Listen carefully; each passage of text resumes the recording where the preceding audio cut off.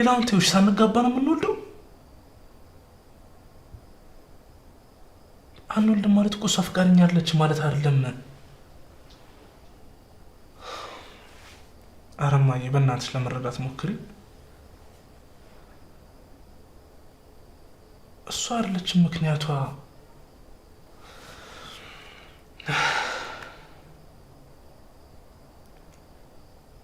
እሺ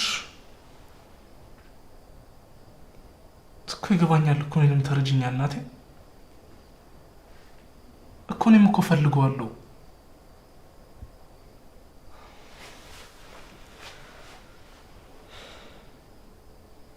እኮ እግዚአብሔር ያውቃል እሱ እናቴ።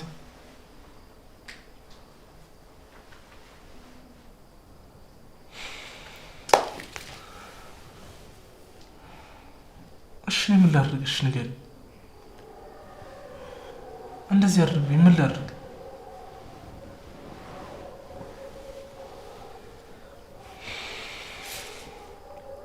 በቃ እኔ ነኝ አሁን መውለድ የማልፈልገው እሱ አይደለችም። እሺ እማዬ በቃ በኋላ እደውልልሻለሁ።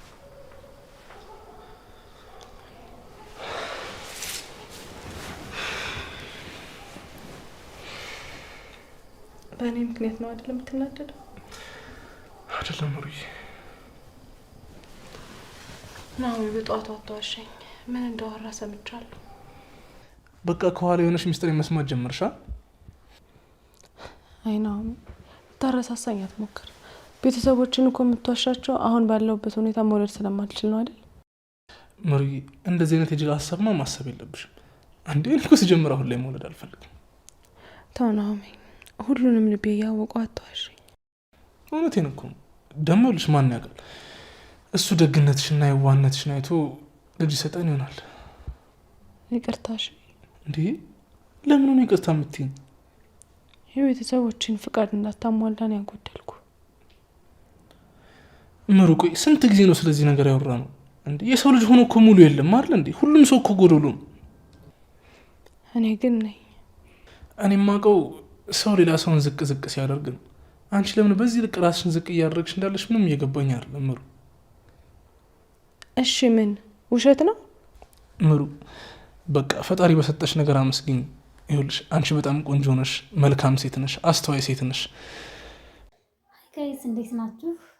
ላይክ ሼር ሰብስክራይብ እያደረጋችሁ አበረታቱ ማለት ነው። ዛሬ የመጣ ነው ጽናት ክፍል 64 ነው ማለት ነው። በዚህም ክፍል የምናየው እጅግ ደሳስ የሚሉ ትዕይንቶች አሉ ማለት ነው።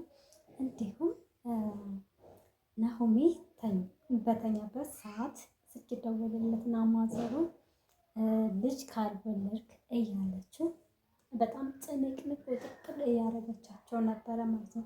ከዚህ በፊትም ጽናትን ለምንድነው ልጅ ማትወልዱት ምናምን እያለች ነው። አንድ ላይ መኖራችሁ ካልቀረ ተጋቡና ልጅ ውለዱ። በጣም ለልጅ ያላት ፍላጎት ጨመር ያለና ያው እናቶች ይፈልጋሉ፣ ግን ደግሞ እሷ ይለያል ማለት ነው። ነገር ግን ችግሩ ምንድን መሰላችሁ ቤተሰብ?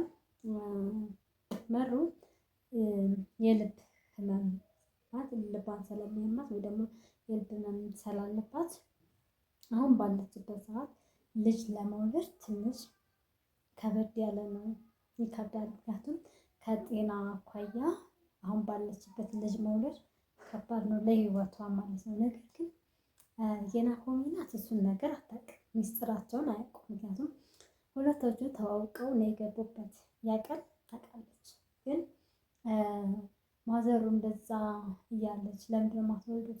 እሷ ስላልፈለገች ነው ወይ ስትል፣ አይ እሷ ስላልፈለገች አይደለም እኔ ነኝ ያልፈለግኩት።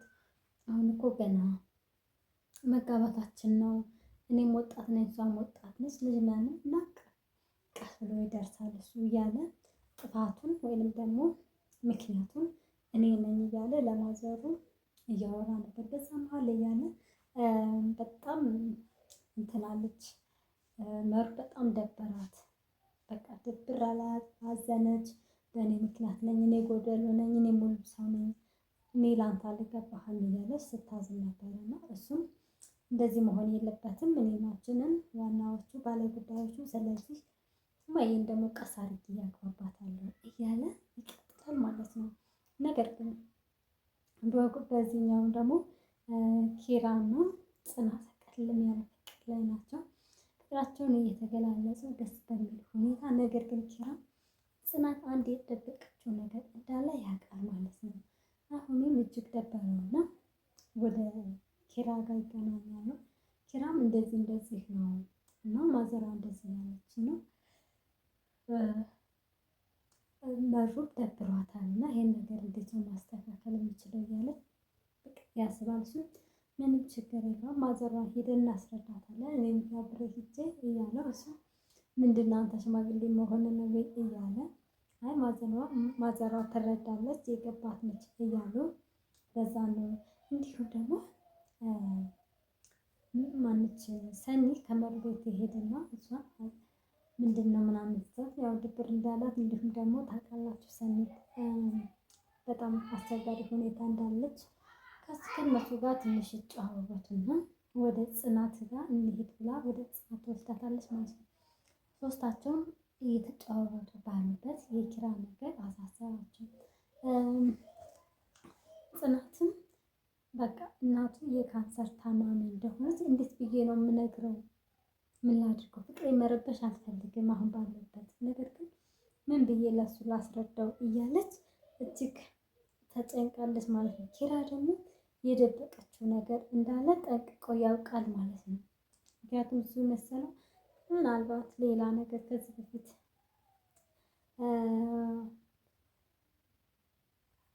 ጽናት ለማጋባት እየሞከረች ነበር እና ያንን ነገር ልትደግመው ብሎ ነው ተጨናንቋል። ከዛ ለኪራም ጽናትን ንገሪኝ የደበቅሽን ነገር አለ ሲላት በጭራሽ ምንም አልደበቅኩም ትለዋለች ማለት ነው። ሁለታቸውም ያወራሉ። ጽናትን ማነው ኪራና ናሆሚ የደበቁን ነገር እንዳለ እርግጠኛ ናቸው። ግን እንዴት እኔ ልጠይቃት አይ ወይስ እያለ ማነው ኪራም እጅግ ተናዶና ተበሳጭቶ ሰኒን ለብቻው አድርጎ ለማውራት ፈለገ ማለት ነው። ሰኒን መጣትና ምንድን ነው የደበቀችኝ ጓደኛሽ እስኪ አንቺ ንገሪኝ ብሎ እሷን በጭራሽ አልደበቀችሽም ህይወታችሁን ነው እሷን ደግሞ ምንም እንዳትላት ዝም ብላችሁ ፍቅራችሁን አጣጥሙ እያለች ትነግራለች። በጣም በቃ እሷ እንደዛ ስትለው ምንጭቅ አደረጋትና ወደ መጠጡ ነበር ሄደው መጠጥ ቤት ሄደው ነገር ግን አልጠጣም ቁጭ ብሎ ነበር የጠበቀው። ሁለታቸውም ተመካክረው በርግባ አሉትና እዛ ናሆሚ እጅግ ተናዶ ምሩን ለምንድን ነው የማትነግረኝ ማነች ጽናት ግን ምን አይነት ሰው ነች ብሎ በጣም በቃ ፈረደባት ጽናትን ማለት ነው። እሷም በጣም ተናደደችና እንደ ጽናት ለኪራ እና እሱም በጣም ተናዶ ስለጠየቃት እሷም በጣም ተናደደችና እንደ ጽናት ለኪራ የሚያስብለት ሰው የለም። አንተም ብትሆን ማንኛችንም ብንሆን እንደሷ የሚያስብለት የለም። እሷ የተሸከመችውን ነገር አውቃል። እንዴት ነው ለኪራ እናትዬ ካንሰር ታማሚ ነች ተብሎ የሚነገረው ስትለው እሱ በቃ ባለበት ክው ነው ያለው። ክው ምንም ሌላ አልቻለም። ከዛ በቃ እሷም ተናዳ ሄደች እና ተኛች ማለት ነው። እሱም ብቻውን እያመሰለ ምንድን ነው ምን ላድርግ ምን ብሎ ይነገራል እያለ እነሱ የሰሙትን እሱም ሰማ። ግን ለመናገር እጅግ ከባድ ነው። በወዲህ ደግሞ ጽናት ይቅርታ ቤተሰብ ጫጫቴ ስለነበረብኝ አቋርጬ ነው ማለት ነው። እና ጽናት በቃ ብቻዋን እኔ ከዚህ በኋላ ፍቅሬ ማበላሸት አልፈልግም፣ እጅግ ደስተኛ ነኝ። ስለዚህ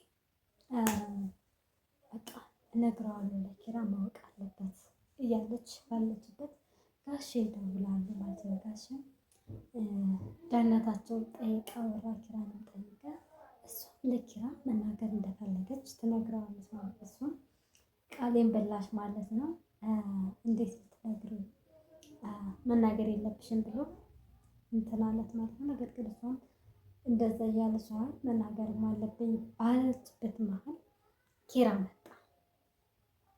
ኪራ ሲመጣባት ምንድን ነው የምትነግሪኝ ብሎ ሲጠይቃት አይ ምንም በቃ በዚህ ወጥቶ በዚህ ገብቷለች። ያው እሸት ነገር ታውቃላችሁ። እንደዛ ስትለው በቃ ኪራም ዝም አላት ማለት ነው። ተናዶ ወጣና ለናሆሜ አስረዳው ነገረው። ያው እነሱ ሁለታቸው ሲደባበሩ እኔ እኮ እንደዛም የተናደድኩባት እወዳታለሁ፣ አፈቅራታለሁ ተናግሬ ከሷ ጋር ነው ምን ይሻለኛል እያለ እሱም ፎንቃ እንደዚህ ነው። እስኪ ተረጋጋ፣ ፍቅራችንን እናጣጥም፣ እስኪ መረጋጋት ያስፈልገናል። የደበቁን ነገር እንዳለ ግልጽ ነው። ነገር ግን በጊዜ ብዛት ይወጣል እያለ እየተመካከሩ ነበረ ማለት ነው። እንደዛም እያሉ ሴቶቹም እንደዛ እያሉ መናገር እንዳለባቸው ያሳምኗታል ማለት ነው። ጽናት ወደፊት ትነግረዋለች ወይስ አትነግረውም የሚለው ደግሞ እጅግ አጓጊ ነው ማለት ነው። ቤተሰብ እና እወዳችኋለሁ፣ አከብራችኋለሁ። በሌላ ቪዲዮ እስከምንገናኝ ድረስ ላይክ፣ ሰብስክራይብ በማድረግ አበረታቱ። ባይ ባይ።